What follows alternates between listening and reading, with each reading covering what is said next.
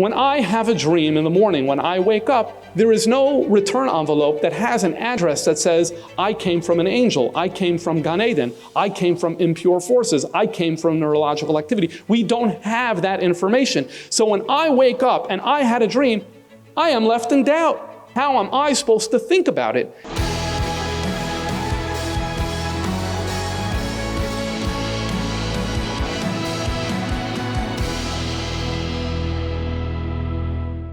The question that we want to try to resolve today is, what does Judaism, from its many different works, whether it's the legal works, the Kabbalistic works, the mystical works, what do these sources say about our dreams? And much of our discussion will turn on a very narrow but important question.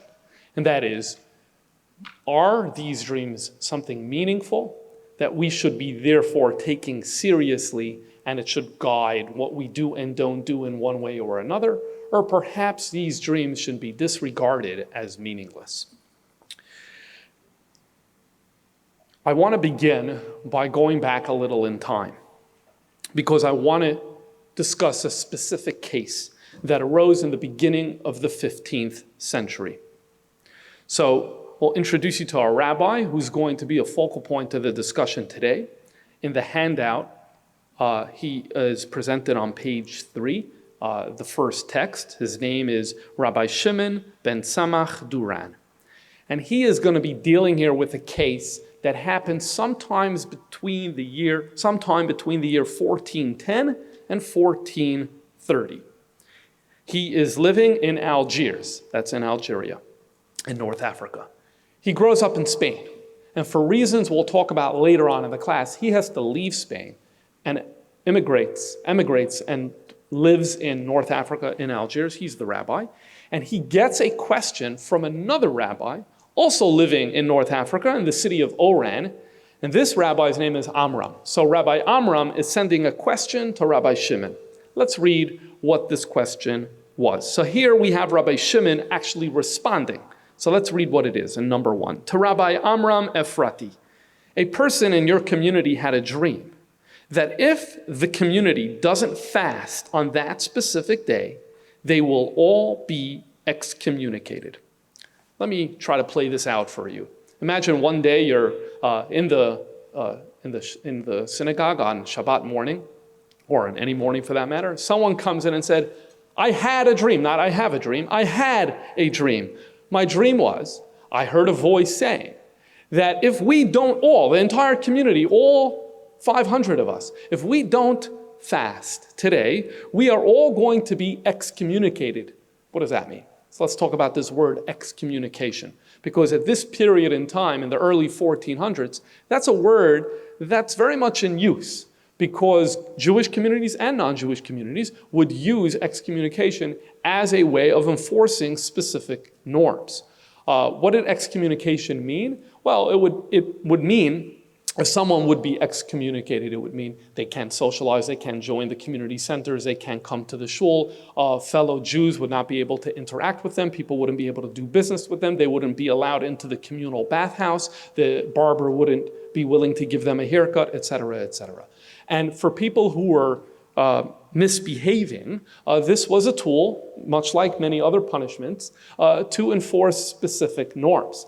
Now, in addition to this concept of social excommunication, there is also this idea, which I don't completely understand, but the Talmud discusses it, of a divine excommunication, which makes sense. If human beings can excommunicate someone, perhaps you have the same idea in a way where God Almighty is excommunicating someone.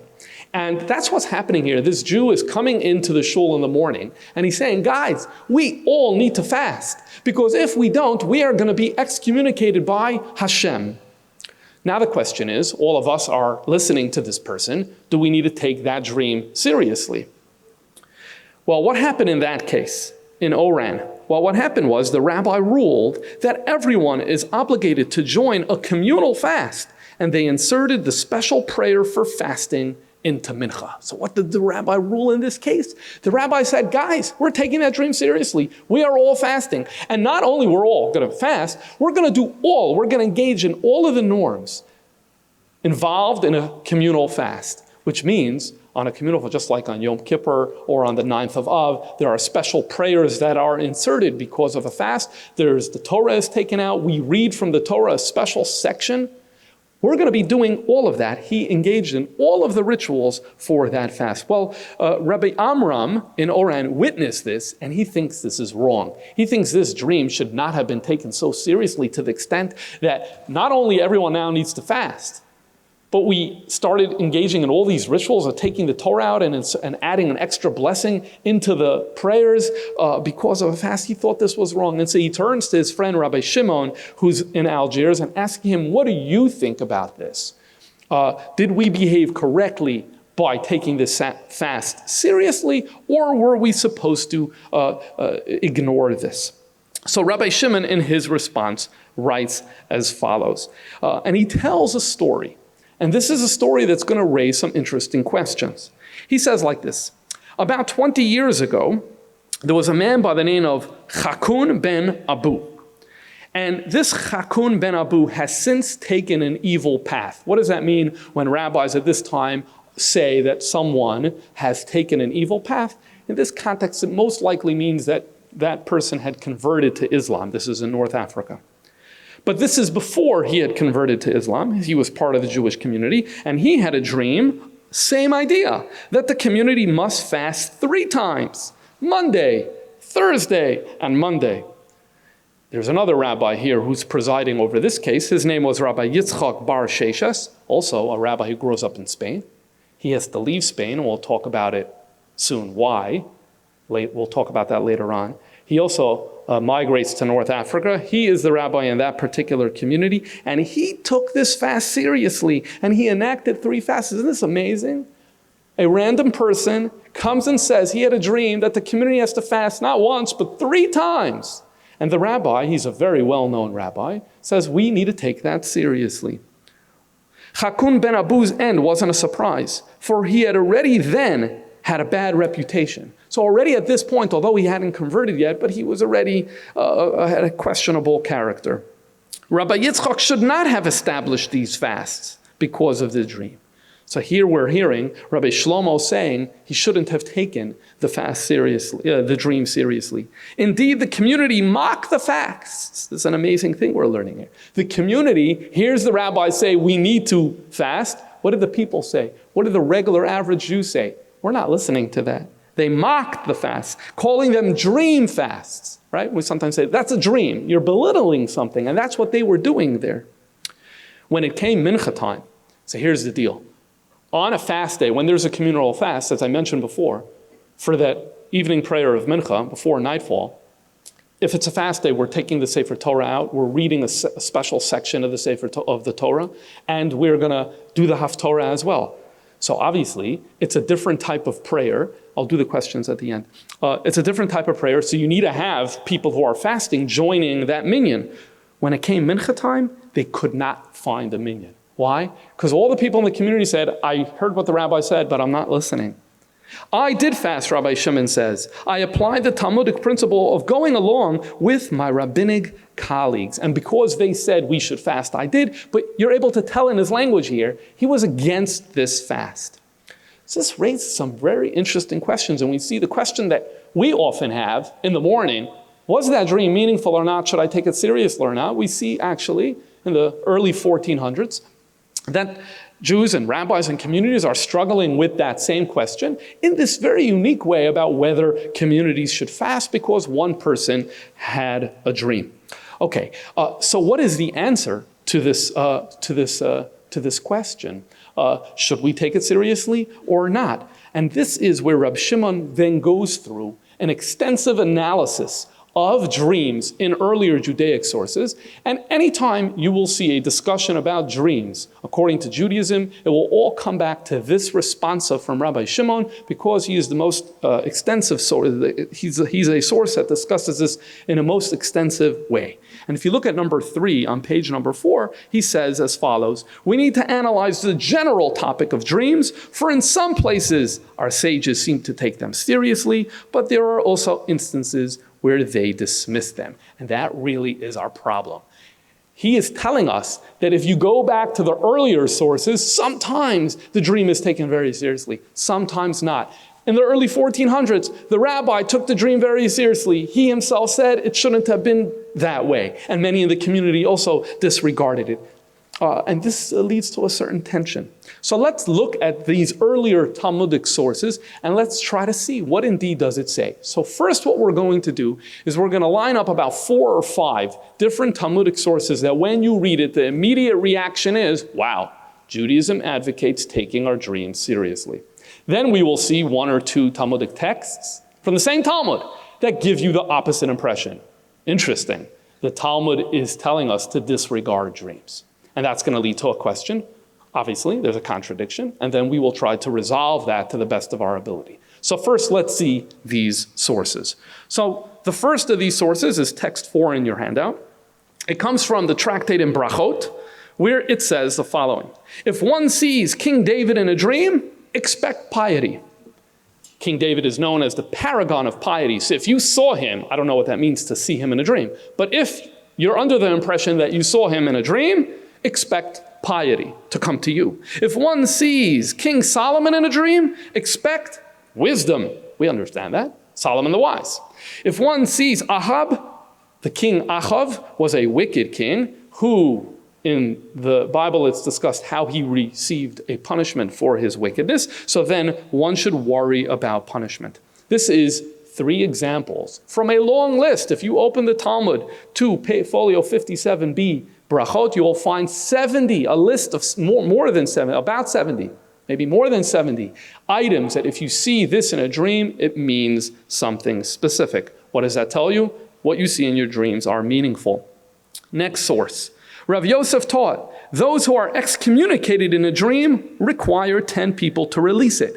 This harks back to what we were talking about before. There is this idea where there's a, so to speak, divine excommunication. So when someone is excommunicated, if there was a certain procedure, you needed to be released from it.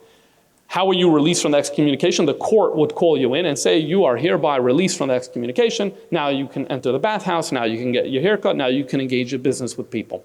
Here we are told that if one sees God excommunicating them in a dream, then we need to get a release from God. How do you get a release from God?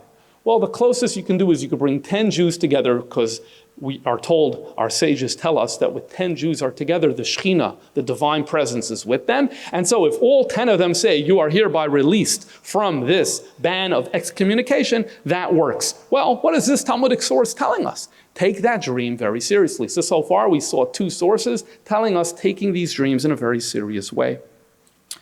The next source, I'll just summarize very briefly, number 6. On Shabbos, we know there is a law that tells us that we need to honor the Shabbos with food.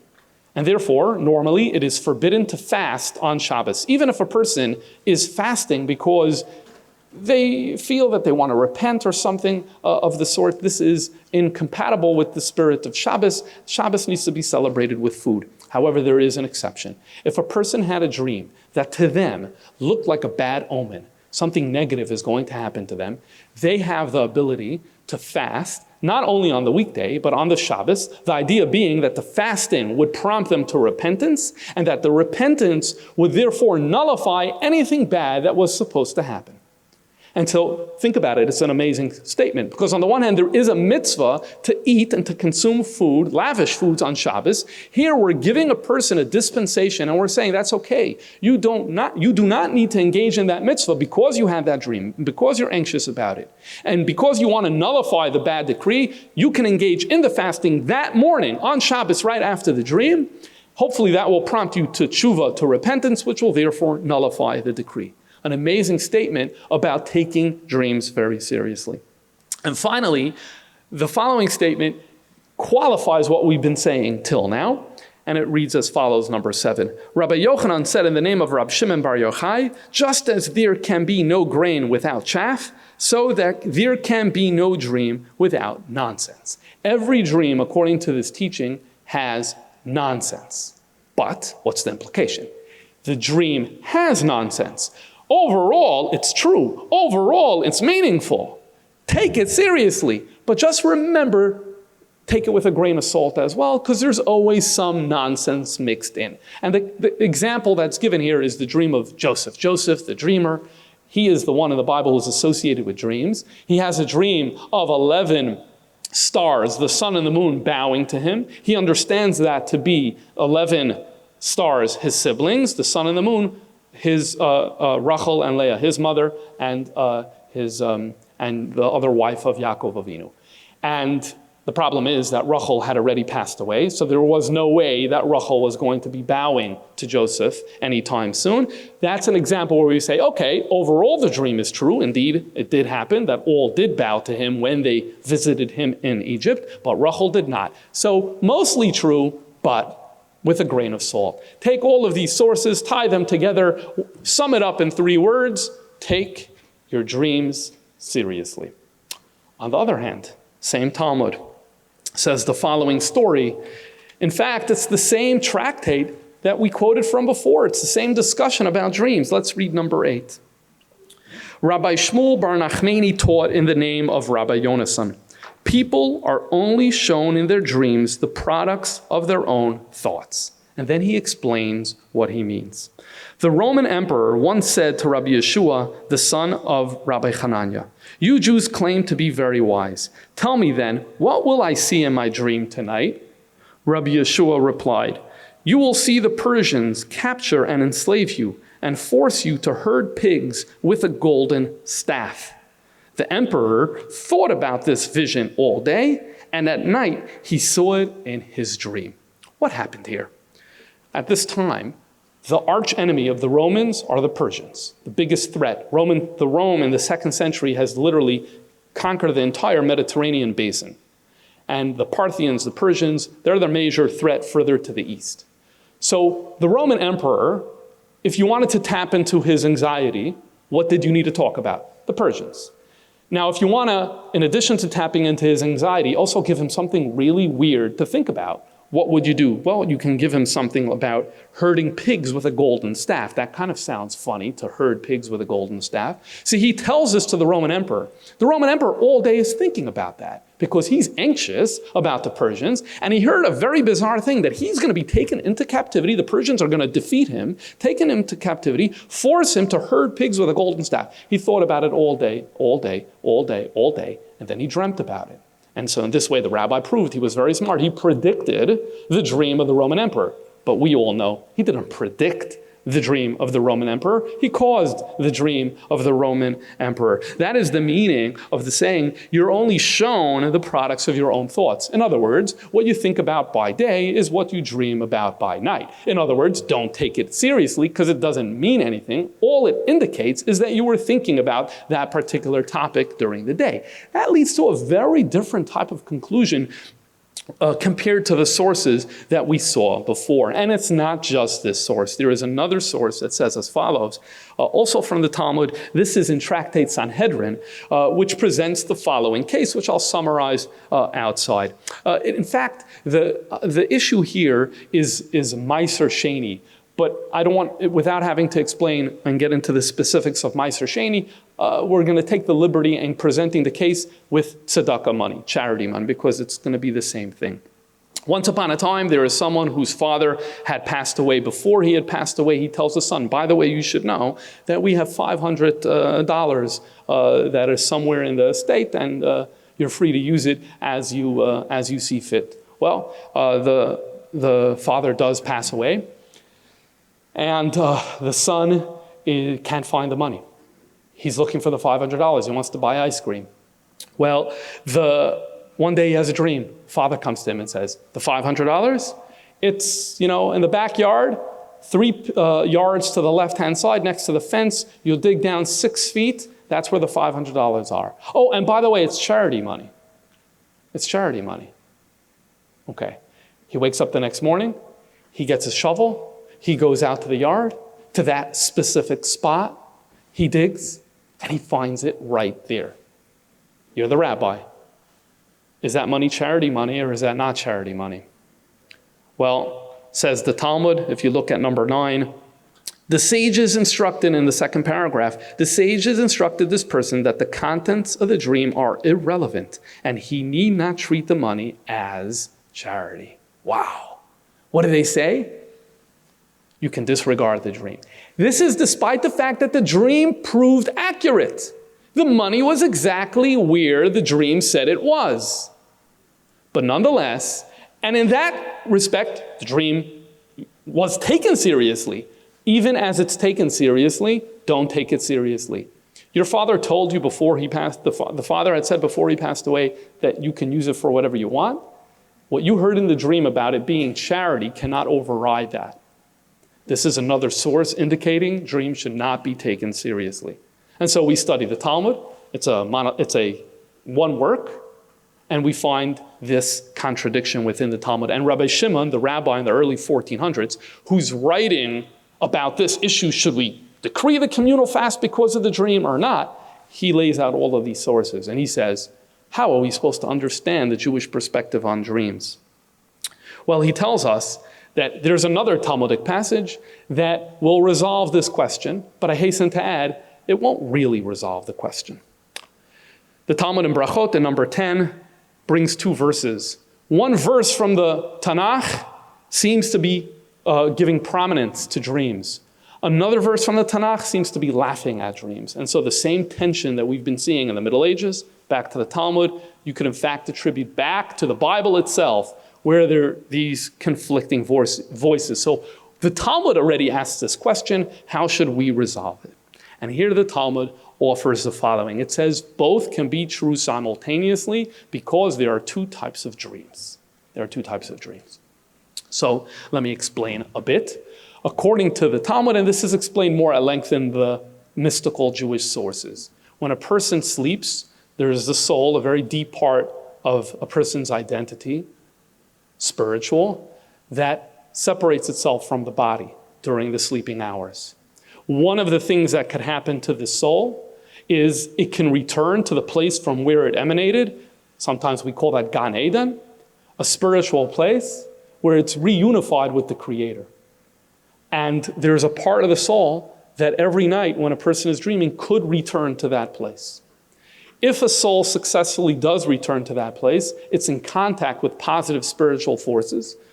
Sometimes it uses the language of angels. And then at that time, the person will have dreams, and those dreams are very meaningful. Those dreams do indicate what the future may be. Those dreams are messages. But then what can happen is the soul, rather than returning to its spiritual source within God, can get stuck elsewhere. This would have to do with a person's actions and behavior during the day, where it's just unable and unready to return back to its source within God because of the person's behavior during the day. Well, then what happens is that to the soul is attached impure forces. Now that's a much larger discussion, what is exactly the nature of those impure forces, but I'm going to skip that for the purposes of our conversation today, and we'll just suffice with saying that in that situation, it is very possible that the person will then have dreams which are completely meaningless. In fact, within this second option, there can be two ways of understanding it. One way of understanding it is that their impure forces attach itself to the soul, resulting in these meaningless dreams. Another way of understanding it is that it's just the body at work. It's a soulless dream. It's just the body doing its biological work, leading to certain neurological activity, which leads to these specific dreams. And so really, if you wanted to break it down, we can say there are three different sources for dreams. One of the two would be meaningful dreams. The other, one of the three would be meaningful, and the other two would be meaningless. The soul back in Gan Eden, in paradise, every night when a person is sleeping, those dreams would be meaningful. If it's coming from impure forces or just the body on its own, then it's a dream that shouldn't be, that would be meaningless. Okay, well, if we have that information, that would explain both are right. These sources are right and these sources are right. But we're still left with a major question. When I have a dream in the morning, when I wake up, there is no return envelope that has an address that says, I came from an angel, I came from Gan Eden, I came from impure forces, I came from neurological activity. We don't have that information. So when I wake up and I had a dream, I am left in doubt. It could be this, it could be this, it could be that. How am I supposed to think about it in the morning? And that brings us to Rabbi Shimon's discussion. And he lays out the following rule. He says as follows. Let's look at his words, the beginning of text 11. That's on page 7. We are in doubt about any given dream, whether it is accurate or inaccurate. That's a key. We are in doubt. And here I want to say, I know that as a human being, I'm looking for an answer. I want definitive answers to things. And that makes a lot of sense. I also think, however, that we need to be realistic. Being realistic in this case, and in many other cases in life, is to get comfortable with doubt. And that's what we need to have over here. Because as much as we would love to know in a definitive way, is this an angelic dream that is meaningful or a non-meaningful dream? Very often, perhaps most often, we will never know. We need to be ready to accept the fact that we're going to be unsure, and we need to get comfortable with that type of doubt. For me, I feel that this is one of the reminders that we are, at the end of the day, flawed and limited creatures. We are not God. And there are so many different expressions of that. We're mortal, for one, and part of that is we don't always have perfect answers and the greatest and the best information. And we need to get comfortable with that, and that is what Rabbi Shimon is telling us. We need to get used to that idea. Okay, but how are we supposed to act? How are we supposed to act? So he says as follows. When in doubt, how does a person behave? So we say as follows. When it comes to monetary matters, we generally have a rule. When we are in doubt, we leave things in their default status. And this comes up very often in monetary law and Jewish law and civil cases. I don't want to go into too many specifics. But if there's a case where we're not sure, the $100 belongs to him, the $100 could belong to her, we don't really know. How do you navigate doubt? We don't have good evidence. Very often the answer is leave things where they are. Sometimes they say possession is 9/10 of the law. Just leave it where it is. In our case of the person who had a dream where they were told this money is charity money, that money had a default status of being regular mundane cash because the father had told the son, there's $500, you can use it for anything, and he never said anything about charity. And so therefore, that cash had a default status of you can use it for whatever you want. We had a dream. The dream said it's charity. We do not know where this dream came from. We will never know where this dream came from. We are in doubt. How do we resolve a doubt? Well, in monetary situations, what we do is we say, leave the money in its default status. The default status here is it's mundane money. That's what it will remain. It will remain money, remain mundane. We do not have the right to remove it from that status and to give it a new status of charity because we are in doubt. However, the very same Talmud tells the person who that same night had a dream where they're excommunicated by heaven. Here again, is it meaningful? Is it meaningless? We are in doubt. Okay, well here we have an issue. The issue is, if your dream was meaningful, then human beings have to interact with you in a certain way. They're not allowed to talk to you. On the other hand, if it's meaningless, it's okay. So what are we supposed to do when we're in this type of situation where maybe a certain act is forbidden, maybe it's not forbidden? You have an easy way to resolve that? Then go ahead and resolve it. Call 10 people into the room. Let them say, we hereby release your excommunication. And suddenly now, if someone goes and gives you a hug and shakes their hand, that person didn't violate a prohibition. So why not take it seriously? And in fact, we need to do everything we can to ensure that fellow Jews don't violate prohibitions. And so therefore, in those cases of doubt, that's how we navigate the doubt in that situation. I'll give you an example. Imagine right here, there's a piece of meat. I'm not sure, is it kosher or not? There's an argument to say it's kosher. There's an argument to say that it's not kosher. How are we supposed to navigate that? Now imagine I could pick up the phone and I could call someone who would tell me if it's kosher or not. Do I have an obligation to pick up the phone and call that person in order to determine whether it's kosher or not kosher? Of course I have that obligation. Well, it's the same thing here. Maybe this person is excommunicated and people can't interact with him. Maybe yes, maybe no. We don't know. There's a prohibition. There isn't a prohibition. There is a simple solution we can do. Bring in the people to release the excommunication. And so that is something that we need to do. So in summary, what we have so far, and this is one of 3 major points that we're going to share this morning. So far what we have, there are multiple sources of dreams. Some of them are meaningful, some of them are meaningless. Very often the person will not be able to tell which it is. The Talmudic rules that we saw are all about dancing around and navigating doubt. How do you deal with a situation when you're not sure?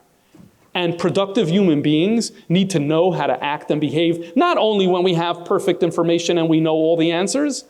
To live effectively also means to have strategies to know how to navigate doubt, and those laws that we saw in the Talmud are all doing that. Now let's bring it back to the case that they were dealing with then in the early 1400s. What was the case? Let me remind you. A person comes into shul in the morning and says, I had a dream. Everyone needs to fast. Otherwise, they are excommunicated by the community. Now, excommunicated by God Almighty. Now, if that person came and said, I had a dream that I need to fast, otherwise I will be excommunicated or something like that, we would advise that person to take it seriously. But here, what's unique in this case is this person is coming with a dream and imposing that on the entire community, asking men, women, and children perhaps to fast because of the dream he had. That's a unique case. That's different from anything that we had in the Talmud. I don't know if we can use the language of, well, we're in doubt. What do we have to lose, really? Let's just have everyone fast. Everyone fast, make an entire community fast and not eat for a day. That's like a big ask. That language of, well, to be sure, and we have nothing to lose, we have an easy solution. You can't compare that to the case I said before. Pick up the phone, call, find out if the meat is kosher or not. You're imposing a serious burden on a community if you're asking everyone to fast for a dream that someone else had. In addition, a communal fast means you're taking the Torah out. You're reciting blessings over that. We don't have the right just to take the Torah out and start reading it whenever we want. We don't have the right to add a fast prayer into the Amidah, which is what we do when we make the communal fast. And if this dream was balderdash, then adding that blessing into the Amidah is a prohibition. So suddenly the stakes are a lot higher now. And therefore, for that reason, the rabbis in communication here, Rabbi Amram and Rabbi Shimon, they felt that this was wrong to have made the communal fast. This would be, we're in doubt, 100% we're in doubt. We don't know anything for sure. But in this case, in a situation of doubt, to add a blessing to the Amidah, to take out the Torah, to impose a fast on others, no. The doubt doesn't lead us, doesn't cross that line to allow us to engage in that type of behavior, which is why the fast should not have been declared. This is what Rabbi Shimon says. Which then raises the question, one second, he told us a story. He said that about 20 years ago, there was a man, Chakun ben Abu, who had a dream. And the great rabbi, Rabbi Yitzchak bar Sheshes, who's a very well-known rabbi, did say that they should fast. We all know already, no one listened. People weren't interested in the fast, and now we understand a little bit why, perhaps, in addition to the fact that Chakun had a questionable character. But at the end of the day, this rabbi declared the fast. Why did he declare the fast? This rabbi knew all the material that we spoke about. He knew all these sources. Presumably, he agreed with everything that we said. So why did Rabbi Yitzchak, in that case that happened 20 years prior to our case, why did he declare the fast? Look at page 8, where Rabbi Shimon tells us why his predecessor, Rabbi Yitzchak, declared the fast despite everything that we said. The reason why Rabbi Yitzchak treated the dream seriously, he told us, was because in Valencia, the city of his birth, a man by the name of Shlomo Matisse came to him and told him to enact a fast, saying that he had seen in a dream a great conflagration in the home of Rabbi Yitzchak. However, the rabbi ignored it, and he later regretted it, seeing that a large portion of the dream materialized. What's happening here? Here is where you have the intersection of history and halacha. where knowing the historical background of the events can help us understand what we're referring to. As we can see, Rabbi Yitzchak, and I mentioned all of the rabbis we've been discussing so far, and there are 3 of them, they all had a similar life story. Started out in Spain, they were forced to leave and to migrate and to live in North Africa. Why were Jews leaving Spain in the late 1300s, early 1400s? In the year 1391, across almost all of Spain, there were terrible pogroms. I'm using that word anachronistically. That's a word that was developed later in Russia, but it's a good description of what was going on in the year 1391. The why of why this occurred and the extent and the scope of these pogroms is beyond the scope of our talk today. Suffice it to say that it affected all Jews living on the Iberian Peninsula. Thousands were killed. Many thousands were forced to convert to Christianity against their rule. And in fact, that planted the seeds eventually for the expulsion of the Jews of Spain about 100 years later. 1391 was a terrible event. Rabbi Yitzchak was a rabbi in Valencia in the year 1391. And a few months before these pogroms broke out, he gets a knock on his door by a man named Reb Shlomo. And Shlomo Matisse says, I had a dream that your house is burning. Rabbi Yitzchak Bar Sheshes, with all the sources that we saw till now, did not take that seriously because it's your dream, not my dream. We didn't see anywhere yet in the Talmud this idea that I should take someone else's dream seriously. And so he ignored it. The Talmudic analysis that we have discussed up until this point leads us to suggest that that was the right thing to do, to ignore a dream that someone else had. Well, a few months later, the riots broke out. Many were forced to flee. Many had to convert. Many were killed. Rabbi Yitzchak was forced to flee. He went to Valencia. And in retrospect, he went to North Africa. In retrospect, he looked back and he said, that was Shlomo Matisse's dream. I should have taken that dream seriously.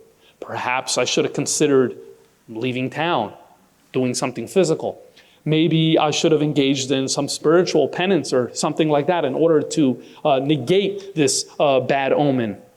I didn't take it seriously. And because of that, years later, when a questionable man came to him and said, I had a dream that everyone needs to fast, otherwise we're all excommunicated, and it needs to be a Monday and a Thursday and another Monday, this rabbi took it seriously. Rabbi Yitzchak took it because of his history, because of his background, because of the fact that despite the Talmudic analysis, he was witness to a situation where the halacha seemed to tell him, ignore the dream, but his feelings were that that dream proved to be true.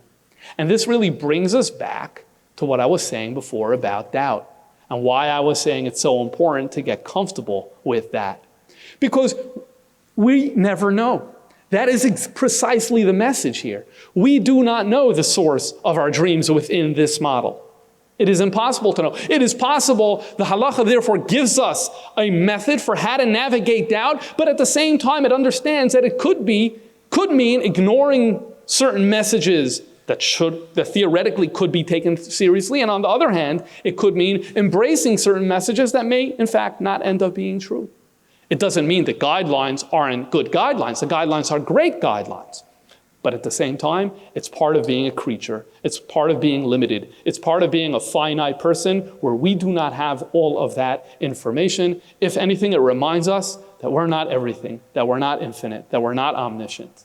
And there are many moments in life that humble us, and these are those moments that remind us of our limitations.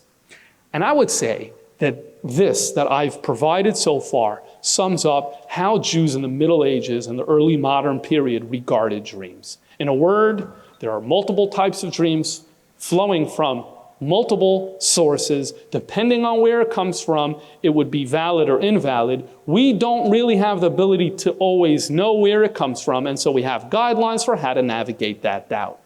That would summarize the legal position of the rabbis throughout the Middle Ages. And so therefore, if someone came along and said, I was excommunicated in a dream, something that, again, I've never met anyone who said they had an experience like that, we say, okay, we're going to deal with that. If someone came and said, I had a dream, I'm worried, bad omen, I want to fast, even on Shabbos, we said, okay, we're going to allow that. This despite the fact that it's overriding the Jewish law of consuming food on Shabbos, to that extent it is allowed. To change money from one hand to another based on a dream, absolutely not. These are kind of the guidelines that we had. It's the way we navigate the doubt. There was a change that seems to me did occur in the 19th century. And as far as I can trace it, it's a 19th century change. There are two sources. One, a Chabad source from the third Rebbe of Chabad, the Tzemach Tzedek, Rabbi Menachem Mendel of Lubavitch, and then a Lithuanian source, Rabbi Yechiel Michal Epstein, who authored a code of Jewish law at the end of the 19th, beginning of the 20th century. And they both kind of say the same thing. What's the message that they share? They say that the Talmudic sources that take dreams seriously are referring to a specific type of person. And I want to underscore, this is a new model. This is not the medieval model. This is a separate model that goes in a little bit of a different direction. The Talmudic sources that take dreams seriously are talking about holy people. Their minds are pure. They control every thought that they're having at any moment of the day. So they know exactly what they're thinking, breakfast time, lunchtime, and dinner time. All of a sudden, comes nighttime and they have a dream of a tiger jumping from one tree to another tree. They know that during the day, they didn't think about trees or tigers. In the morning, it was the Talmud. In the afternoon, it was Kabbalah. In the evening, it was Hasidic philosophy. They're in full control of their minds. So where did that tiger come from? There is no way of understanding how that tiger landed in their dream other than attributing it to a divine force. So then we say, you have to take that seriously. But then there's me, and perhaps some of you, whose mind wanders and goes from topic to topic within a span of 40 seconds. I can cover 50 to 60 different topics, ranging from geopolitics to chemistry to caricature. A person like me, when I have a dream, it stands to reason that it's nothing but the processes of my own thoughts during the day. And so for these 19th century rabbis, the Talmudic sources are kind of brought together by saying it depends who. In the first model that I gave you, the focus was it depends where. Where is it coming from? An angel or some other force, the body itself?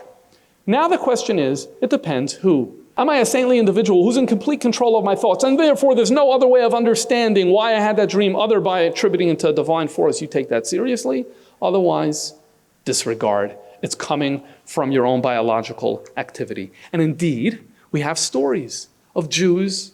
There's a man by the name of Zev Tsipris. He was once in Lubavitch. He had a dream Friday night. Following the medieval model, he was supposed to fast on that Shabbos. It looked like a bad omen. He was anxious about it. Remember what we said? The Talmud allowed fasting in that situation to override the eating on Shabbos, which is an obligation, because of the doubt. So he started fasting. He consulted with others, he started fasting. Then he came to the Rebbe, the Tzemach Tzedek, whose opinion we just stated, and his skepticism about taking dreams seriously, he underscored. And he was talking, the rabbi was talking about a completely different topic. And then all of a sudden, he went off on a tangent and said, what I just repeated about dreams. He said, all that information in the Talmud about dreams and taking seriously is for saintly individuals. That doesn't apply for the average person. And Zev Tsipris understood that he was supposed to eat, and so he canceled his fast. So that leaves us with two specific models. And they do lead you to different results. The practical difference would be whether it would be enough, if someone had a dream, whether it would be encouraged or permissible for that person to fast on Shabbos. And although the medieval model did lead us to the conclusion that one should, the 19th century rabbis actually advised against it unless the person self-identifies as a tzaddik, as a very righteous person. And so suddenly now, the notion of taking dreams seriously has taken a serious blow, if I may say, based on this second model. I'd like to present a third model, which seems to me to be the case of the way the Rebbe guided individuals. Many people from around the world would write to the Rebbe, and people who had troubling dreams would write to the Rebbe as well. So we have a lot of material from the Rebbe about dreams, and I'd like to share my understanding of his way of thinking about this, but I need to issue the following caveat. And the caveat will be with the following story. There is he's still living in Kfar Chabad in Israel. His name is David Lezelbaum. In the 1950s, he became friends with a man by the name of Yaakov Zerubbabel. Yaakov Zerubbabel was a Mapamnik in Israel. Mapam is not Mapai. Mapam is the Communist Party in the 1950s. Yaakov Zerubbabel was a communist in the 1950s with all that is associated with communism, which includes a deep aversion to anything Torah, anything spiritual, and anything divine. Well, somehow, Lezelbaum became friends with Zerubbabel, and he wrote a letter to the Rebbe saying, by the way, I'm in contact with this man, Yaakov Zerubbabel. He's a leader, a writer, a literary figure, a voice for the Mapam in Israel. I'm just reporting that I'm in contact with him. Well, the Rebbe wrote to him a letter encouraging that he keep the lines of communication open. And then in the month of Kislev in 1957, the end of 57, beginning of 58, the Rebbe wrote to him as follows. I want you to go to Mr. Yaakov Zerubbabel. I want you to have a deep, meaningful conversation with him, that the time has come for him to do tshuva and to change his life around. And if he does so, the impact will be monumental because he's a leader. And the Rebbe is writing all this. Imagine he were to say, everything I've taught over the last 20, 30 years has been erroneous. The Torah is true.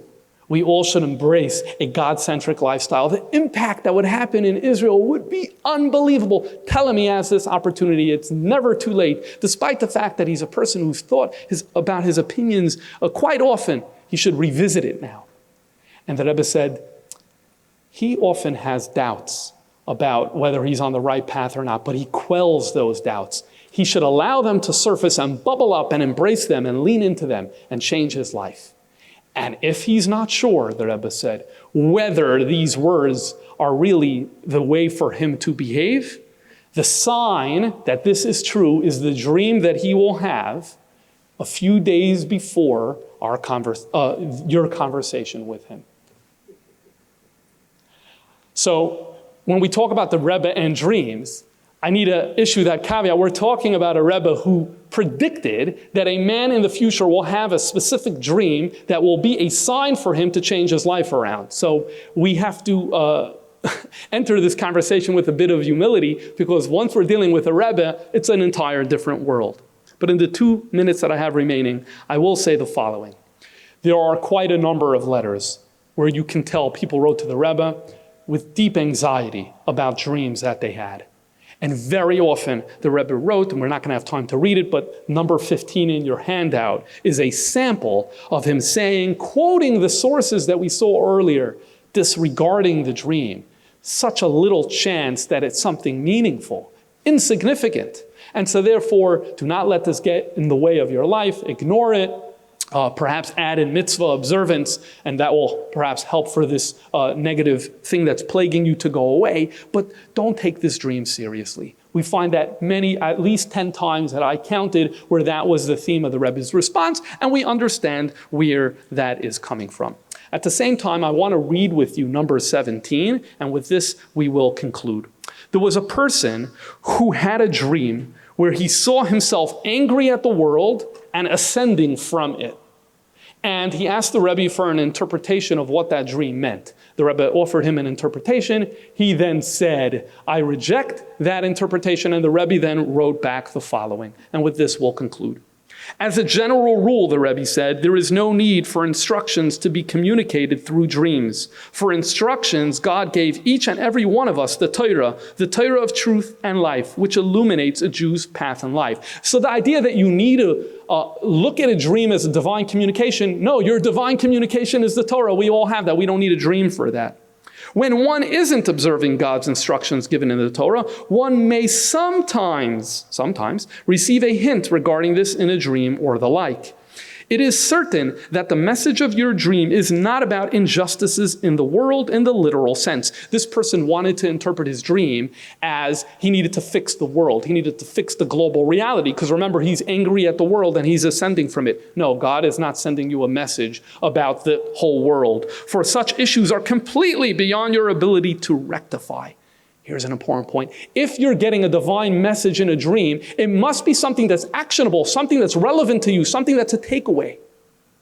Rather, the straightforward meaning of your dream is clear. You are being shown that you need to be angry about the fact that your world, your personal life, that you exercise full control over, is being conducted unjustly, contrary to divine justice. You must ascend from this mode of conduct through actual day-to-day behavior in accordance with God's instructions, as stated in the Code of Jewish Law. So, what does this tell me? Sometimes the Rebbe's message is disregard the worrying dream. Don't take it seriously. And if you are to take a dream seriously, the one and only important rule to think about is, how is it relevant for me? What's the takeaway for me? How can I change my life and make it better? But if it's about global issues, if it's about the world, if it's something that's beyond my control, then by definition, that's not a divine communication. And with that, we'll conclude. Thank you very much for the opportunity. The Rohr Jewish Learning Institute has the largest collection of Jewish media online. Hit subscribe for more.